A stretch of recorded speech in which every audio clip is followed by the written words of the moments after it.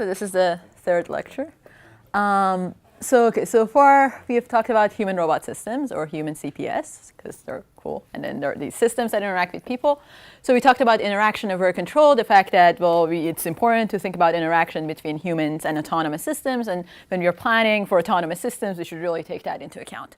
So we looked at this nested optimization. And then last time we talked a little bit about safe control. So how do we go about safe control? Like reactive synthesis is one way of approaching that.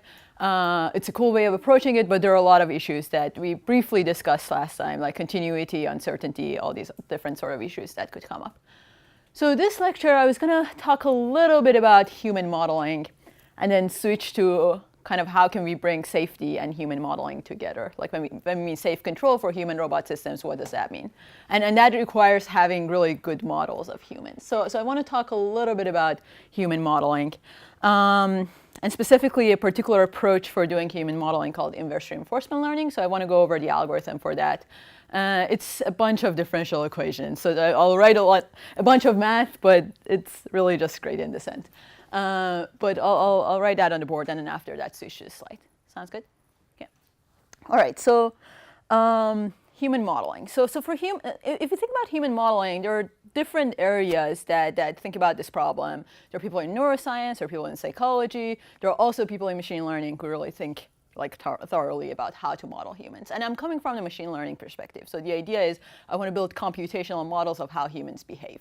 I'm not getting into people's head, or like I'm not trying to like figure out like a cognitive science model what is really happening. I just want to build predictive models of what the person is going to do next. So for example, in driving, if I see a person like that starts driving, I want to predict the next trajectory or how that trajectory evolves over time.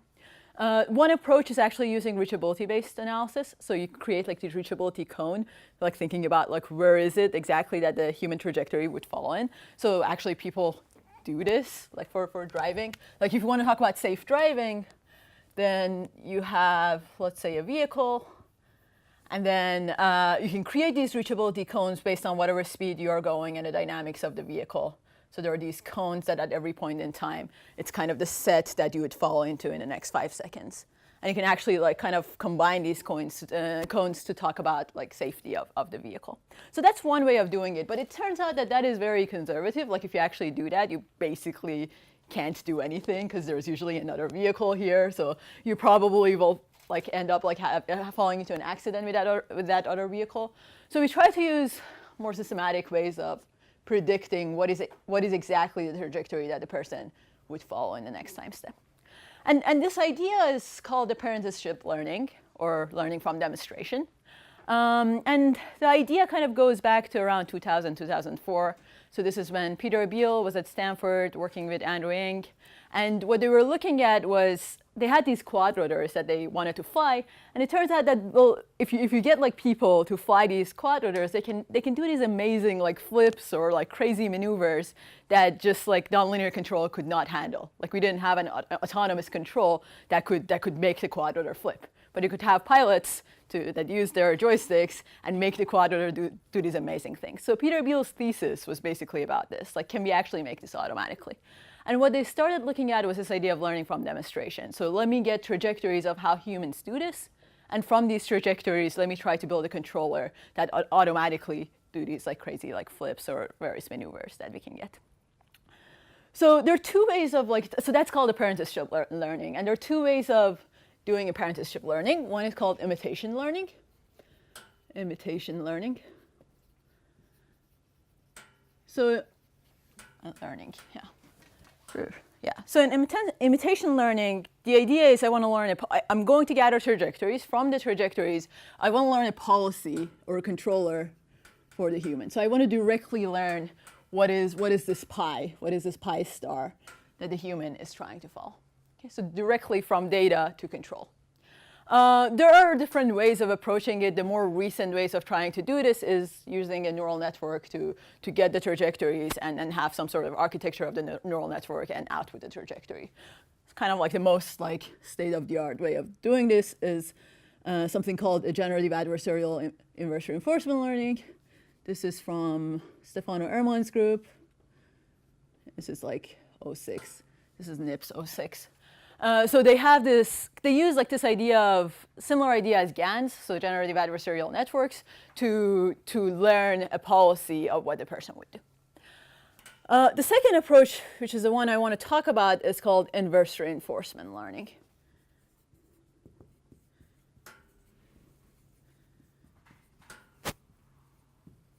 And the difference between normal imitation learning and inverse reinforcement learning is inverse reinforcement learning, you try to learn a reward function or a cost function. So you start getting trajectories of, let's say, yeah, how a person like picks up this object. From imitation learning, you try to construct a policy, and that policy does the same thing. With inverse reinforcement learning, you try to figure out a reward function. So if you maximize that reward function, you get your policy. And the first question you might ask is, why not just do the policy thing? Like, why do we even like go about like inverse reinforcement learning? Why not as well figure out what the policy is?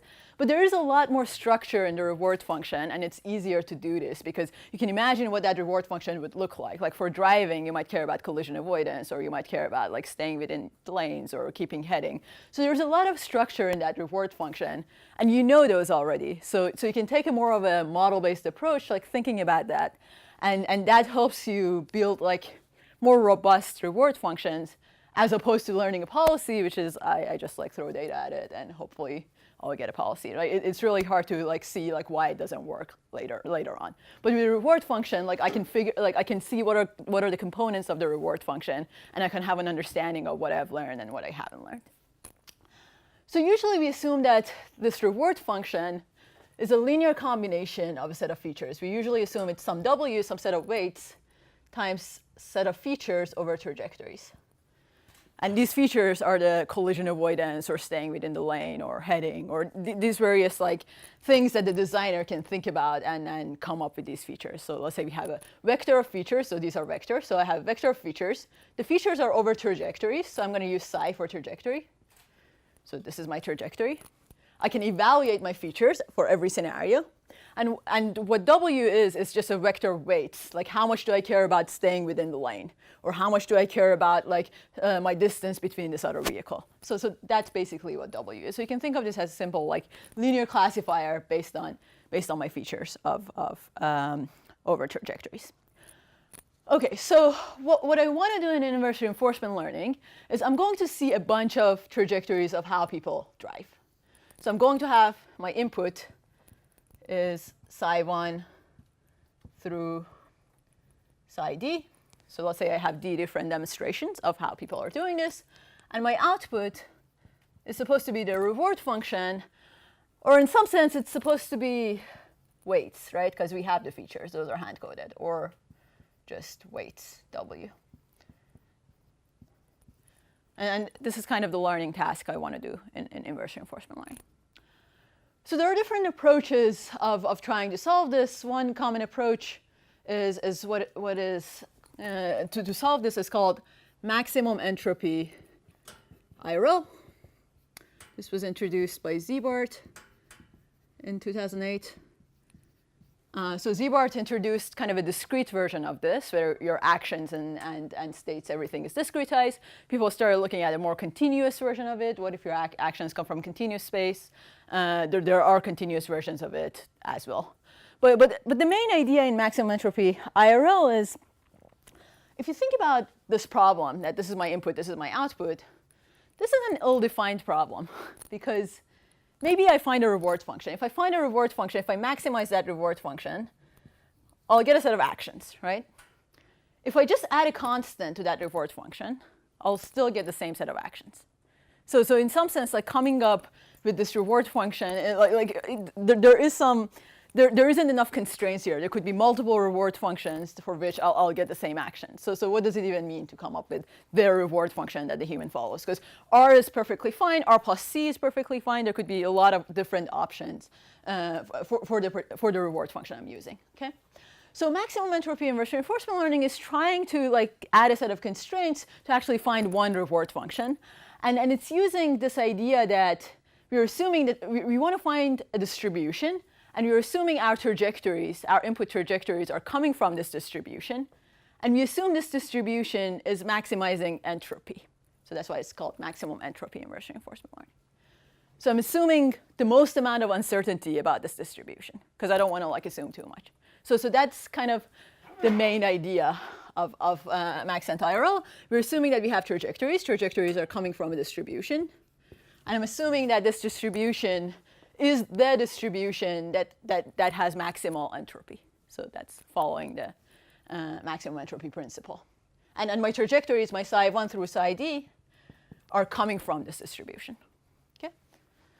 So then if I know that, if I put this constraint that I'm not looking at like any r or any r plus c or any I'm trying to recover a particular reward function for which my trajectories, my demonstrations are coming from a distribution that maximizes entropy, then I can write this as an optimization and try to just solve that.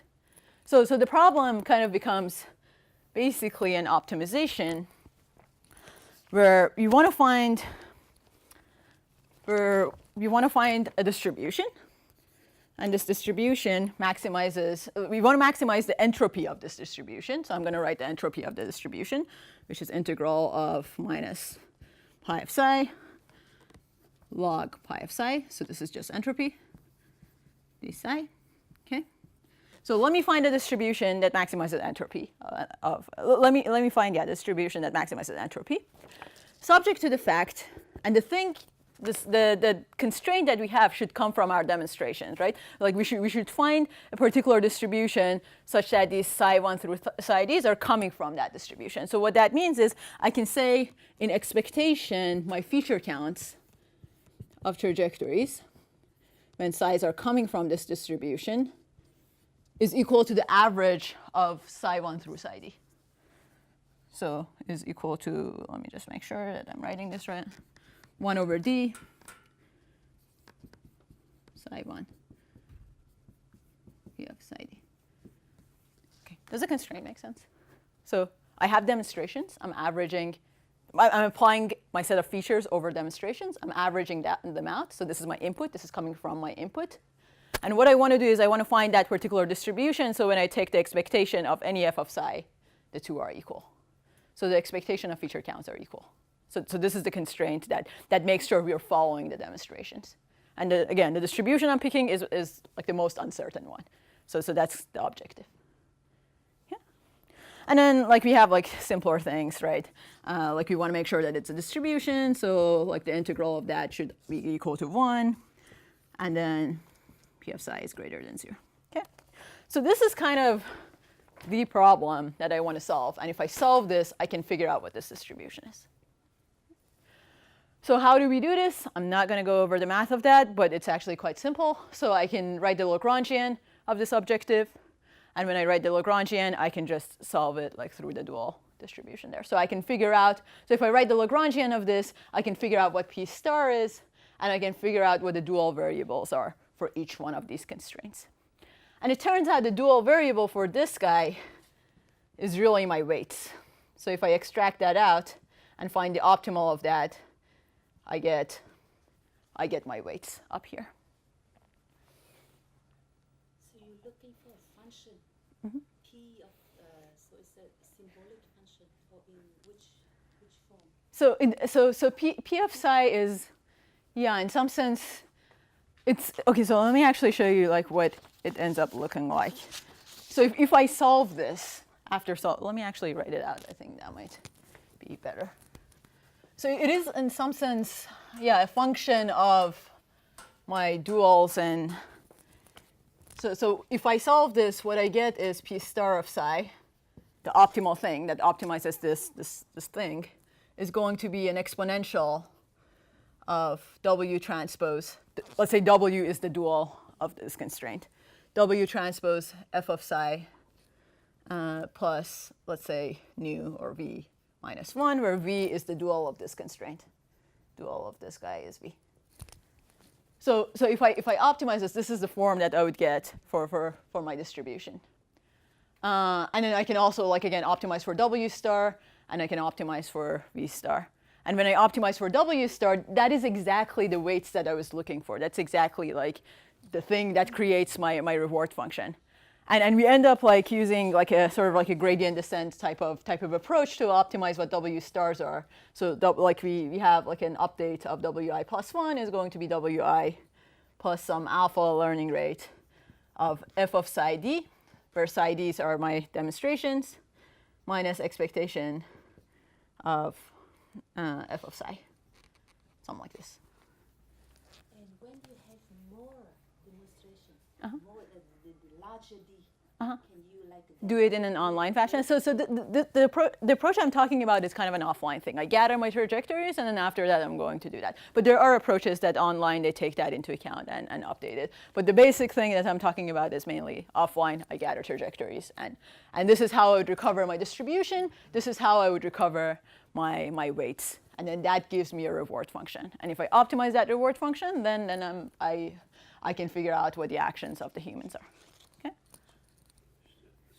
Just to make sure, the psi1, psi until psi d are the samples, the paths in the samples? Yeah. And the integration is over all possible paths? The integration is over all possible, yeah, all possible trajectories, yeah. So psi's are trajectories. So psi's, each psi, you can think of each psi as a finite trajectory of x0, u0, x1, u1, yeah. So trajectories and paths are the same thing? Yeah, I'm using them the same as a trajectory is a timed path. Like in robotics, like we have path, and then we have timed path as trajectory. R to Rn. Yeah. Basically. Yeah. Okay. Thank you. Any other questions, concerns? So yeah, so that is like kind of the common approach you can use. And if you remember, like when I was talking on the first during the first lecture, I mentioned we were using inverse reinforcement learning to learn models of humans, right? I was doing this nested optimization, and I was trying to figure out what the actions of the humans are. And I said in inverse reinforcement learning, we assume probability of actions of humans is proportional to exponential of their reward function. And this is their reward function. Okay, let me use psi. And that exactly comes from this. Like that exactly comes from doing all this. Like on Monday, was it Monday? Yeah, Monday. Yeah, on Monday when I was talking about this, I was like just telling you, well, it turns out it is the case that probability of actions of humans is proportional to some exponential. And intuitively, I said what that means is if I know I have an action that takes me to a better state, I'm going to weight that action exponentially higher. So intuitively, it makes sense. But actually, mathematically, you can extract that distribution out, like by doing this maximum entropy IRL kind of approach. Okay. All right. So it's a cool way of modeling humans. It works very well in practice, and we did try to use it in planning for vehicles. So I just wanted to like briefly talk about this, and then now switch to the rest of the talk on Monday. Sounds good. All right. Okay, so just briefly, let me just go back to this one slide. So we saw this already. So this is kind of the formula I had, which is basically the same thing I'm talking about here. So here I was saying, let's assume this. And I was saying, well, maybe we can assume some sort of structure for the reward function. And we said the structure is some W times set of features. I'm using phi here. I was using F over there.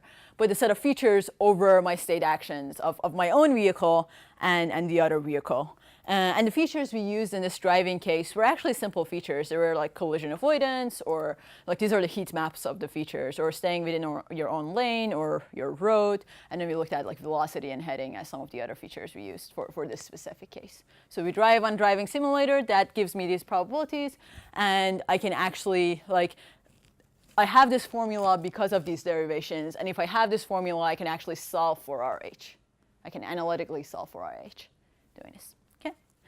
All right, so that was that. But let me go back to safety and what does that mean when I have these human models now. So going way down these slides. So remember that nested optimization. So this was my nested optimization, okay? I was trying to figure out what should the autonomous car do. And the autonomous car is maximizing its own reward function. We were saying its own reward function, well, depends on its own actions and states, but it also depends on what the person does, because like it's interacting with the person. And well, what does the person do? Well, based on all of that, we are now assuming the person is going to optimize his own reward function. And where does that reward function come from? That reward function comes from maximum entropy, inverse reinforcement learning. So this was kind of my whole setup. Like everything was about solving this nested thing throughout. So one question that one might ask is, well, the only thing that is learned here, like everything else is kind of fixed. The only thing that is learned here is RH. So, and I'm learning RH based on a bunch of demonstrations doing this type of approach. And the thing is, there are things that can go wrong here. Like, for example, I might just not have enough data. If I don't have enough psi1 through psi d, it's like I don't have a good RH. Or if I don't have the right features, like if I miss some of the features, if I miss collision avoidance, then I'll never learn anything about collision avoidance. So it could totally be the case that RH is just not a good reward function because I missed a feature or I missed some reward functions. But if I know exactly what RH is, if I know exactly what RH is, if you remember, I was taking actions like cutting in front of the person, knowing the person will slow down, right? Like we had this game where my autonomous car, the orange car, was deciding to cut in front of the person because it had a really good model of the person. It knew that the person is going to slow down. But it turns out that, well, maybe RH is not right, and maybe this thing that I've learned is slightly different from the true reward function that the human follows. So if I assume humans follow a true reward function, and we can debate on that because humans might not follow a true reward function, but assuming humans are actually optimizing something, let's call that R dagger H, I might never have access to R dagger H because of all these different reasons that I might not have enough data or enough features. And the thing that I learn is RH. And the thing that I learned might be close enough to R dagger H, but might not be exactly R dagger H. And because of that, maybe my human car doesn't slow down as much as I liked him to slow down. And I might fall into like collision situations because I think the human will follow RH. If I think the human will follow RH, I think the human will slow down. But maybe the human is following R dagger H and he doesn't slow down as much and we'll fall into a collision. So what we want to do is you want to detect these scenarios, or we at least like want to understand if these scenarios are even possible or not. Because if I were to drive like somewhere else where there were no humans, I could still follow my strategy and I would be fine, right? Like these sort of unsafe situations only happen because of the interactions that I have between the autonomous and human-driven car. So the question we are trying to ask here is more of like a falsification question. Like we are trying to see, like algorithmically find falsifying actions in these setups. Like does there exist a falsifying action where it could lead to a collision? So how do we formalize that? OK. So the way we think about this is again as an optimization, where we want to find a set of falsifying actions for the human, a set of actions that the human can actually make to lead to a collision. And the way we write that out is that it's going to be a minimizer of the reward function of the robot. Because if you remember, robot was maximizing its reward function, right? I'm trying to find these adversarial actions, so I'm minimizing the reward function. So I'm trying to find these falsifying actions. And again, remember, the reward function of the robot is the specification. This like includes safety. This includes like whatever thing I care about. So by minimizing the reward function, I'm trying to find the violating, like the action that violates my specification in some sense. And well, subject to the fact that there is another reward function that I don't know what it is, and the human follows that reward function, so the human maximizes that reward function. And that reward function is within some distance, some delta distance of the thing I've learned. So this is what I want to solve. This is my like falsification problem. And if you look at this, the constraint has an existential constraint here. And just applying normal like optimization-based techniques might not work because we have this existential constraint. So what we do is we actually take this optimization and we have a theorem that reduces down this optimization to a simpler linear optimization that we can just solve like really quickly and solve that instead. Okay? So let's actually see how that is possible. What I'm going to do is I'm going to take this and make a simpler optimization with a linear constraint out of it. So I'm going to show that these two are actually equivalent. And let me actually, so I'm not going to go through the full proof. I just want to give some intuition of why that is the case. Why is it the case that this objective is the same as this linear objective? Okay. All right, so let's think about, so let's actually start from the simpler thing I wrote. The simpler thing I wrote is this linear constraint, and let's see what that is saying. So what this is saying is, let me plot my reward function of the human with respect to human trajectories. Let's say that it looks something like this. And what the constraint is saying is that pick the maximizer of the reward function. Pick the reward function that is maximum at u, and that's maximum at UR star and UHS star, and that's right here. Okay, and that's that point here. So I'm taking the maximum of this function, and that's going to happen at UR star and UHS star. And then I can take that 2 delta down. So I'm going to move everything else 2 delta down. That's that part of the equation. Okay? And what my constraint is telling me is that does there exist any other reward function for which we are above this line? And all these yellow lines correspond to those particular UHs, because I'm drawing my reward function with respect to UH. So all these yellow lines correspond to particular UHs for which the reward function is greater than that value. Okay? So I just like plotted my constraint. So what I'm going to do is I'm going to take this constraint and create the other constraint, construct the other constraint from this. OK, so now that I know this, what I can do is I can move everything delta. I can pick any of them. Sorry, I can pick any of them. Let me pick this one. And then I can push that point delta up and everything else delta down. And by doing so, I can create a new reward function. I'm constructing that R dagger H I was talking about. So I can construct a new reward function. That reward function looks like this. Let me call that reward function R dagger H. And now if you look at this constraint, there exists an R dagger H. I just constructed that R dagger H, for which the UH I picked is the maximizer of the R dagger H. So again, this is like intuitively wider like equivalent. You can take a similar approach and start from here and construct the other constraint and show the two are equivalent. But I'm just trying to show that the two are equivalent. And because of that, I can solve the simpler optimization and find falsifying actions using that simpler optimization. Okay? Is it conservative or is it exact? It's exact equivalence, yeah.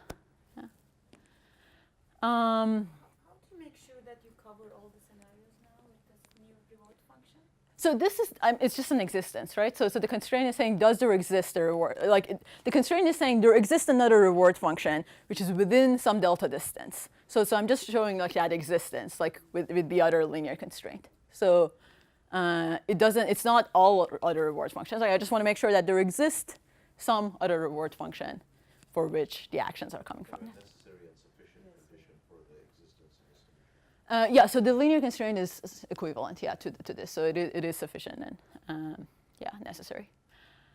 OK, all right. So now I have that simpler optimization. And let's actually see what happens when I run that. So if my delta is equal to 0, if delta is equal to 0, what that means is R dagger H is exactly the same as the thing I've learned. The thing I've learned is perfect. If the thing I've learned is perfect, I can take actions like cutting in front of the person because I know the person will slow down. I've learned the correct model. But if I push delta a little bit higher, like let's say delta is 0.025, what happens is the trajectories are going to get closer to each other because like our model is not as good, right? It is within some distance of R dagger H. And there is a particular delta, and I can actually find that particular delta for which the two trajectories collide. So there is a particular threshold. In this case, that threshold is 0.15, for which the two trajectories would collide with each other. Okay? And if I know that threshold, if someone comes and tells me delta is equal to 0.15, then I can run my falsification algorithm, and I can tell you like if there exists a collision or if there doesn't exist a collision. But one question one might ask is, well, where does delta come from, right? Like who tells me this is the threshold of safety? And we can be conservative. We can pick like large deltas, but we don't know in practice where delta comes from. So one simple thing we did, and it's not very satisfying because I'll tell you why it is not satisfying, but let me first talk about it. But one simple thing we did was we tried to learn delta. Like we thought maybe we can actually learn this delta from data. And the idea is if I want to learn delta, I need to have some way of accessing this R dagger H. And I don't really have access to the true reward function. So what we assumed was, remember we talked about preferences? What we assumed was maybe these human preferences is really like this R dagger H that we don't have access to. So maybe I can actually like query humans and ask humans what scenario they like better. And based on those answers, like I have some knowledge of what R dagger H is. And based on that, maybe I can figure out what delta is. And the reason it's not satisfying is humans' preferences are not necessarily R dagger H. So like in practice, like that might not be the case. But we just assume that maybe humans' preferences, like maybe if I ask humans which scenario do you like better, like do you like psi A better or psi B, like from that data I can know something about this true reward functions that humans follow. So we did actually this comparison-based learning. And we did that a bunch of times, and we actually run a maximum likelihood estimation of the distribution of the difference between R dagger H and RH. Remember, RH is learned from inverse reinforcement learning. our dagger H is a true reward function, but it's really just learned from preferences. So I'm looking at the difference between the preferences and the demonstrations, like here. And that gives me a distribution. I can run a maximum likelihood estimation and kind of fit that data based on whatever number of preferences I have. I can even fit a Gaussian to it. And if I fit a Gaussian to it, then I can actually look at the relationship between my delta and the probabilities. So I can pick a particular delta and get a particular probability. Or I can pick a probability and get a particular delta. Remember, my problem was, where does delta come from? So what I can do is, if here, I can say, well, for example, if I care about a particular confidence bound, that gives me this particular delta. So I should be safe with this amount of threshold delta. Okay. So for example, in this case, we actually ran this study, and we did this preference-based learning. And we found out that for that delta, that was actually the points that they would start colliding, delta equal to 0.15, we get the probability of 90%. So what this means is that with probability greater than 90%, with confidence greater than 90%, I'm fairly sure the reward function I've learned is close enough to the true reward function so I wouldn't fall into a collision. So this is kind of the final like robustness analysis of the approach. Any questions? How do you have a negative delta in the equation, in the graph before? Yeah, it's just a maximum likelihood estimation. So this is 2 delta, actually. So yeah, you can have like a negative. And so delta comes from this distribution, basically. Okay, but delta is on the right side of the absolute, so. So actually, we ended up, yeah, so for that part, we ended up making sure delta is greater than 0.5. So like we put that constraint at the end. But when you're fitting the distribution, you can actually like fit the distribution. Okay, but most of the people were selecting something that had a negative delta. So that means that those people that were selecting that were the conservative and safe people that would hold more distance, or how would you interpret that? That's a good point. Yeah, I should look at the data, probably something like that, but I don't like, I have to like actually like look at it and say if it is aggressive or not aggressive. But probably like you can have like that sort of interpretations based on whatever like based on whatever preferences people get, because the preferences are kind of the thing that allows us to learn this delta. All right, so this was kind of like a step. Like I'm not saying we've solved the whole problem or anything like that, but this is just the first step. Like if you have these learned models, and if they're not neural networks, they're just like learned weights, let's say, as in this case. This is the first step to try to talk about robustness analysis of the interaction that goes between the model of the human and whatever happens with the rest of the autonomous system. And the idea is maybe I have an incorrect model of the human. So the reason we were doing this was, we were having very bad models of humans, but they were working very well in practice.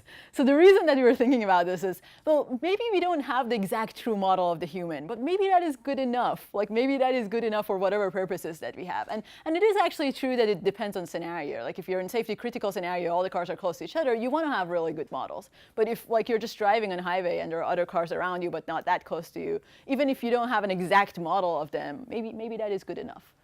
And I think we can have kind of like this as a risk measure, and based on whatever scenario we have, like we can have an idea of the complexity of the environment and plan more conservatively or more aggressively depending on how confident we are or what scenario we are in. So that was kind of the goal of this approach. All right, so I want to now talk about some of the other directions like we are thinking about basing it off with this. So we did all this work, and we tried to like model human-driven cars, and we have an autonomous car, and we tried to figure out what should the autonomous car do. And it turns out that, well, when we model the humans, we usually assume some safety bound around them. It could be a cone, or it could be this model I'm using.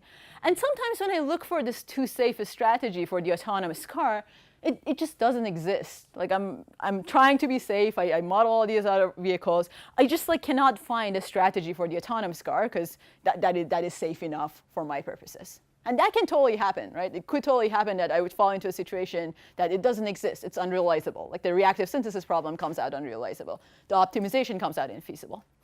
And if that is the case, we should actually try to fix that. And the sad thing is a lot of car companies are not trying to fix this. They're actually trying to go fully autonomous, right? We talked about Google trying to go fully autonomous and get rid of this semi-autonomous idea of bringing the human back in. And even like Google that's trying to go fully autonomous, they have these monthly reports.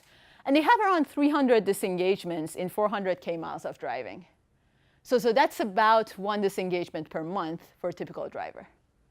That seems a lot to me. And disengagement means the car can't figure it out, you got to take over control. Like that is what it means. So once per month, we're going to fall into a situation where the car can't figure it out, like you need to take over control.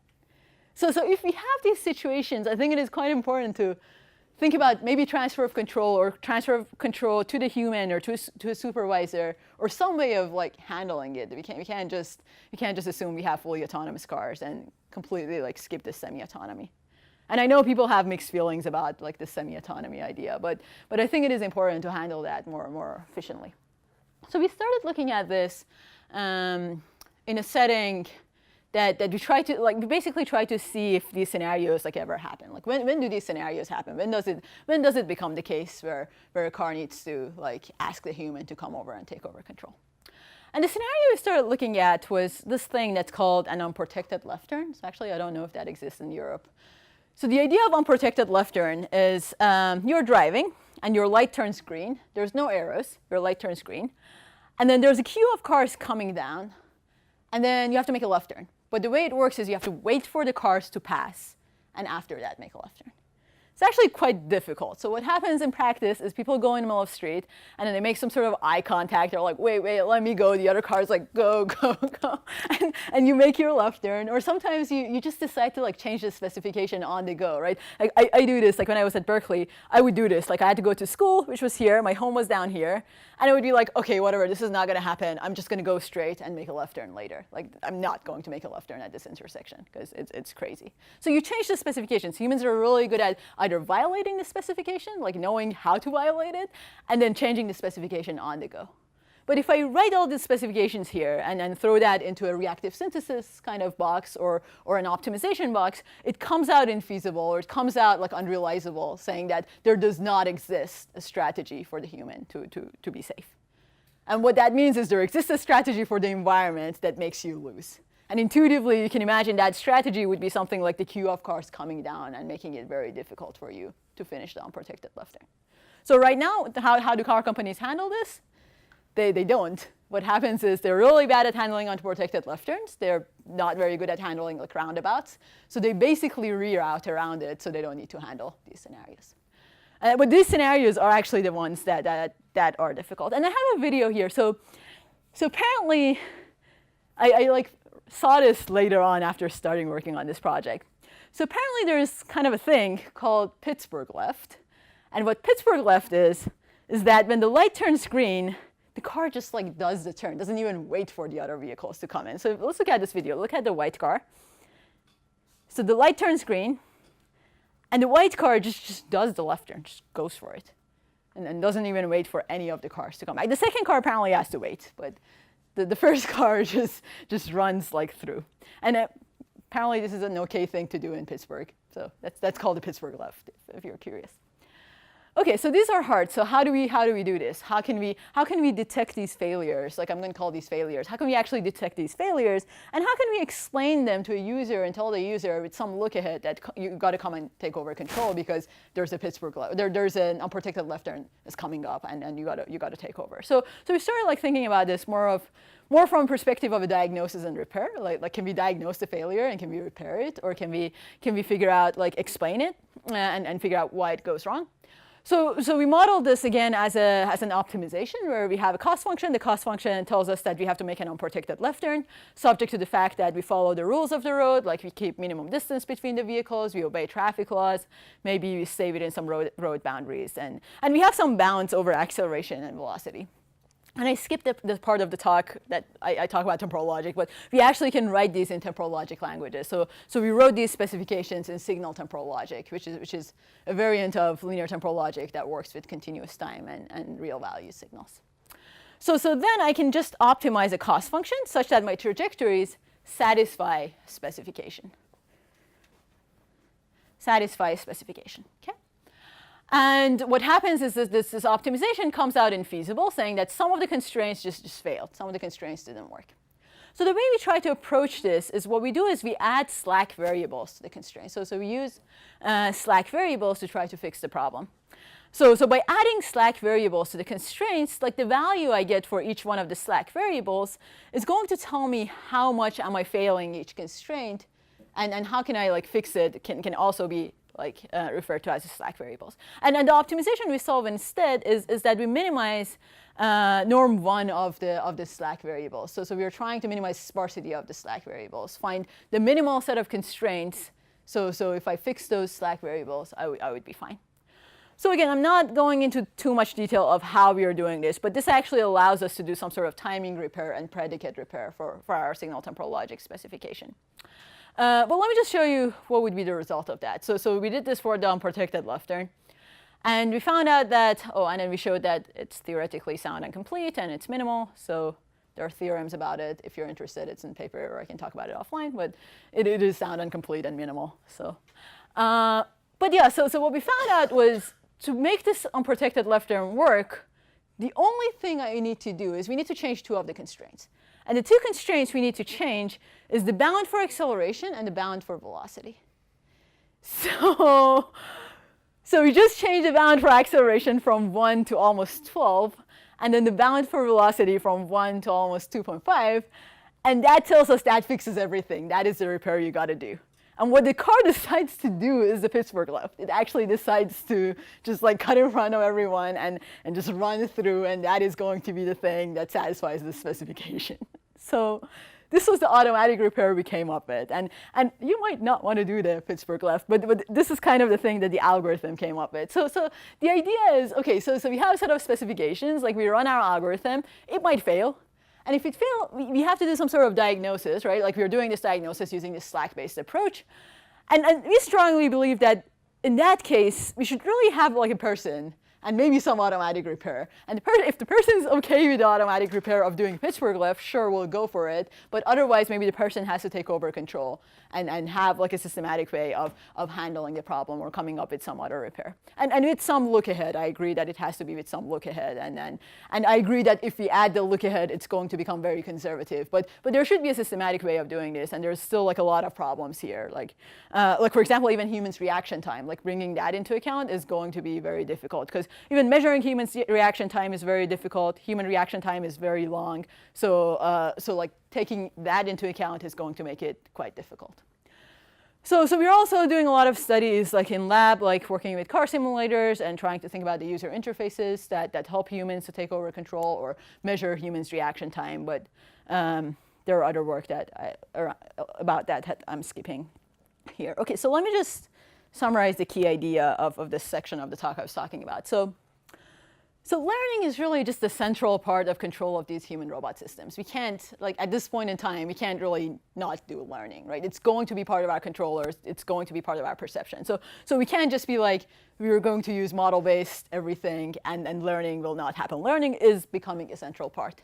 And if that is the case, so we need to be able to formally express the uncertainty that comes from these learning algorithms.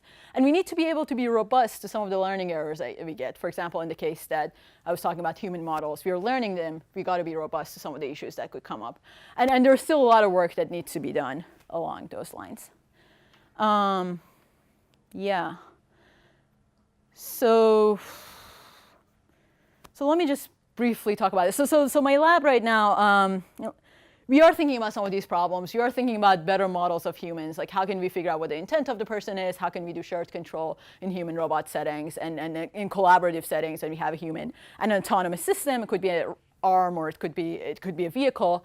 And we have these collaboration and sometimes competition event scenarios. And we are very interested in better planning and control in these social settings. And that requires building really good models of humans, understanding complex goals of humans in real time and interacting with them. And in terms of safety, we're very interested in safe learning. So like how can we learn and explore our environment and at the same time like stay within safe boundaries of the world? So I think those are all very important problems to try to answer in safe and interactive robotics. All right, so I'll not talk about some future directions we are excited about, because that is going to take forever. We are looking at platooning too, by the way. So and I saw a lot of talks on platooning. But so we were looking at mixed autonomy. So when we have roads shared by autonomous cars and human-driven cars, and what would happen when we have these interactions between autonomous and human-driven cars. And and kind of some of the social implications of it. Right? So can we use autonomous cars to help with traffic? Like can we use autonomous cars to guide humans to have a better traffic network? So some more high level and problems and some social implications of some of these problems. All right, thank you. And this is my lab. All right.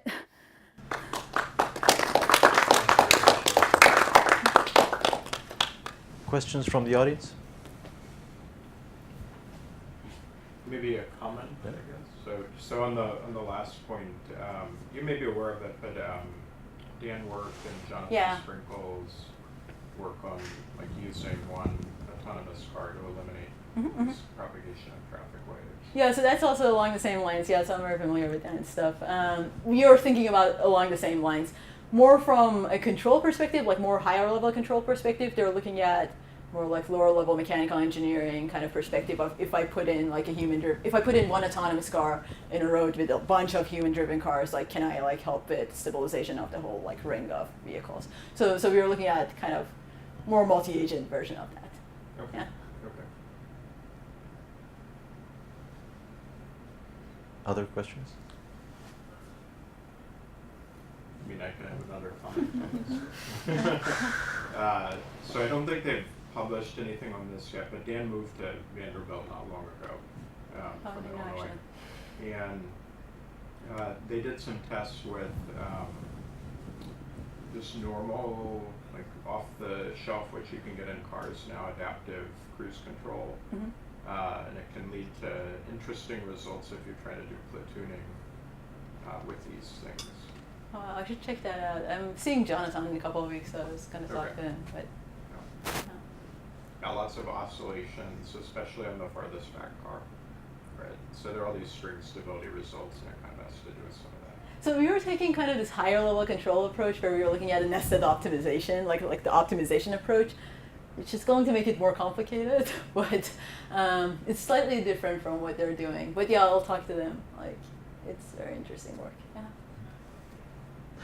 So I have a general question, which is the maximization problems that come up when you're trying to infer the strategies for different actors based on the data. Are there brute force methods that one can consider, and what's their complexity? So at the end of the day, so you're talking about, let me actually move to the right. You're talking about something like this optimization, right? Yeah. Yeah, so the reward functions are non-convex, non-linear, and we have this nested thing, right? So state of the art is use the best gradient-based methods that exist. So we use all these, so no guarantees really. You can totally fall into even though they're non-convex, then yeah. Yeah, okay. It's non-convex. Everything is out of window, right? You can't have any guarantees. So what we ended up using is there are really good software packages out there like TensorFlow and Theano, and we used this method called LBFGS, which is just a quasi-Newton method that tries to solve the problem, but could totally fall into local optima. There's not that much timing guarantees of complexity. Yeah, so it is. Is there a sense of a way to kind of gauge how non-convex it is? How many, values you might have in a typical situation? So it's a sum of a bunch of exponentials. So the way, at least the way we are representing the reward function is each one of the features is kind of an exponential distance between things, between your location of the vehicle and the other vehicle, or the boundaries of the road. So the non-convexity really comes from the sum of the exponentials. It's not, that is kind of the major part of it. So it's partly from the modeling of the kind of but so it's not for these type of optimizations, but there was a part of the talk that I skipped through. There we have these mixed integer type problems. So we might have discrete variables coming from logic, coming from temporal logic. And there are better methods that try to use, that try to leverage the specific structure of the problem to solve the mixed integer problem faster. So for example, there's a group, Yasser Shukri, he's at UMD, and he's looking at satisfiability modulo SMC. I don't remember what it stands for. It stands for something, but he's basically trying to come up with faster ways of solving these mixed integer problems using a little bit of the structure that exists between the integer variables. Back to the continuous case, the proof of existence that you presented, does that give, I mean, that seems to give an idea of how one can maybe So approach the stuff that I talked about earlier, diagnosis and repair stuff? the proof of the existence Yeah, with yeah. the -2 delta part. Does that help a little bit with kind of looking for finding some R? I mean, does that help you construct? It helps me to construct an R, but what I did was I showed like one nonlinear optimization problem is equivalent to another nonlinear optimization problem, with like, because the objectives are the same, right? The objectives are still maximizing the reward function of the robot, which is still like nonlinear. So, but like I showed, the constraints can become simpler, but still like complexity-wise, they're the same. Yeah, but the mixed integer problems, and one other comment on that, they come up a lot in robotics too. So for example, like if you look at DARPA Robotics Challenge in 2015, you have all these robots that fall. They tend to like fall a lot, right? Yeah. And humans fall too, right? Yeah. But when humans fall, what they do is they use contact, right? They use like contact and they avoid falling. Yeah. And every contact you might make with the world is creating this discrete transition from like one mode to another mode. So the problem that you need to solve if you want to use contact to like stabilize yourself is a mixed integer problem that you need to run in real time. That's so there's another group, Ross Tedrick's group at MIT, that tried to basically look at this problem. And they have a lot of real time issues there too, because what happens is the robot tries to do this, but it's not real time, so it might fall, and then after that tries to like have contact. After falling, completely out of sync with. But it's kind of it's very cool. I guess Aaron Ames also is very interested in the walking. Yeah, walking. Yeah. Very cool. Right. Any other questions from the audience? Yeah? Just one small question. Yeah, I'm looking at the equations and I can't help but feel the similarities with Bayesian learning and Bayesian networks. So have you attempted any sort of approaches like particle filtering, sequential Monte Carlo to learn the distribution? So here, like, we reduce it down to a simple gradient descent, really. So we were just solving through a simple gradient descent, which is like a simpler way of looking at it. But there could be like other techniques of trying to solve this. So we use these Bayesian techniques when we try to update it online. So like, if you remember like the first talk, I was talking about how we can get, like as we get more information about the other drivers, we have this Bayesian update over probability of actions of humans. So we do that Bayesian update in more of an online setting. Like online, if I get more information, like Tao asked about that too, like what if you get more like trajectories as you go online? So we use that Bayesian approach in an online setting to update the probability. But in the offline setting, it can just become a simple like gradient descent, yeah.